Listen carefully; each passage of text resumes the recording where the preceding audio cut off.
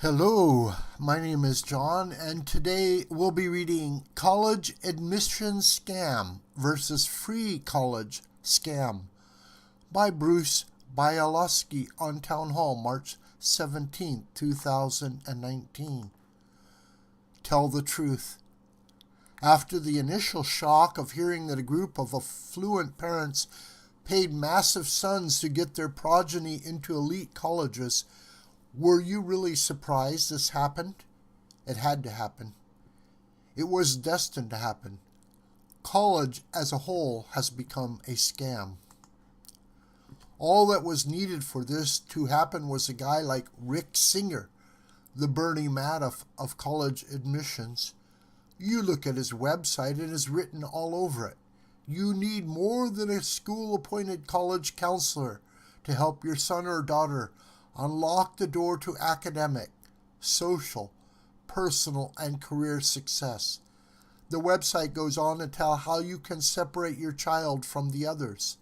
Singer just figured, why should he be paying for $3,000 in fees when he could use his talent and connections to prey on desperate parents with loose morals to extract millions from them?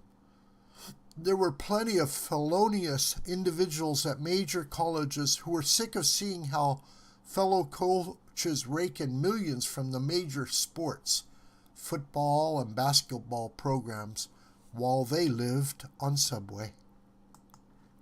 It was a near-perfect crime. Who would have thought that parents would want to pay bundles of cash just for the right to pay even more than the outrageous fees being charged by these schools for the mediocre education they are delivering? Everyone involved had an interest in keeping the scheme going to hide the lie that these opulent folks had dumb-as-rock offspring. Unfortunately for them, there is always one blabbermouth, and this one came out of the blue in an unrelated case. Don't believe the lie that the children did not participate in this. They knew. They may not have known how much their parents paid, but they knew they were gaming the system. What a terrible example for your children. Just think what these young people are going to use as a moral compass moving forward. There are a lot of people tarnished here. One can see a person of lesser means feeling cheated out of a rightful spot, rowing for a college. A huge aspect that is overlooked is all the people of means who properly raise their kids to work hard and play by the rules in an attempt to get into one of these elite colleges and then to make something of themselves. To point the finger at people like that and say they take advantage when only a score of people decided to go another route makes no sense. What likewise makes no sense is the perverse emphasis on getting your child into the right college. This affliction is what provided the opportunity for Singer in the first place. Kids are often driven to get into college when that is not the right school for them educationally or psychologically. They enter a class as a small fish in a big pond instead of taking a different route and being a big fish in a smaller pond. I have said this for years.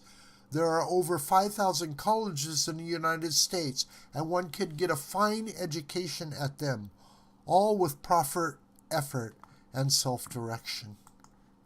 What makes little sense is that the children of these parents, for the most part, needed college the least. Some could go into their parents' business. Others already have, like Lori Laughlin's. This proves how perverse the entire process has become.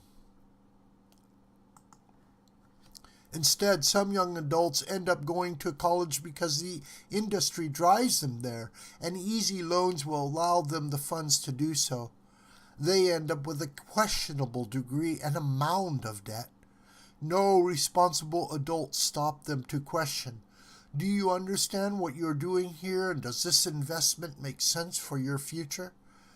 Do you realize the amount of debt you're taking on?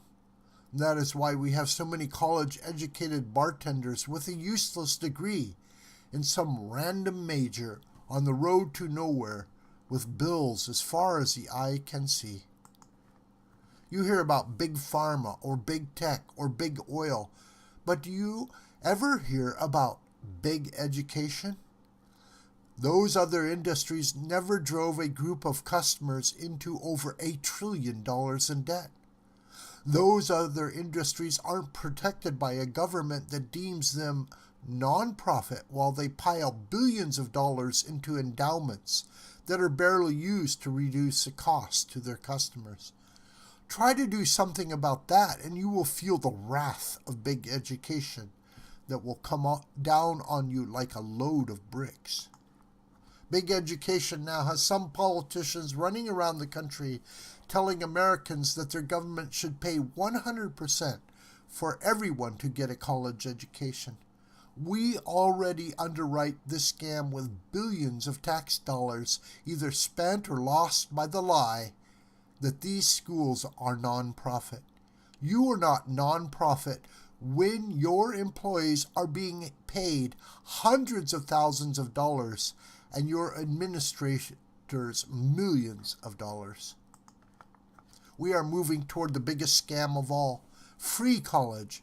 Of course, we all know nothing is free, and this one is particularly expensive.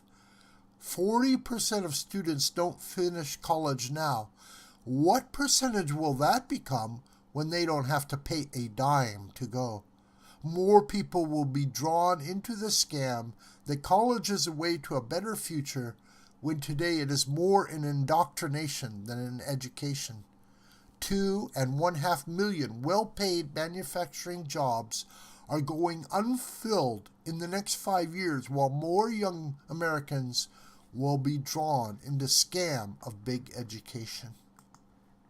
No, it is not surprising to have a group of morally depraved individuals soaked in by a charlatan like Rick Singer on the promise that their little darlings will get into the right school.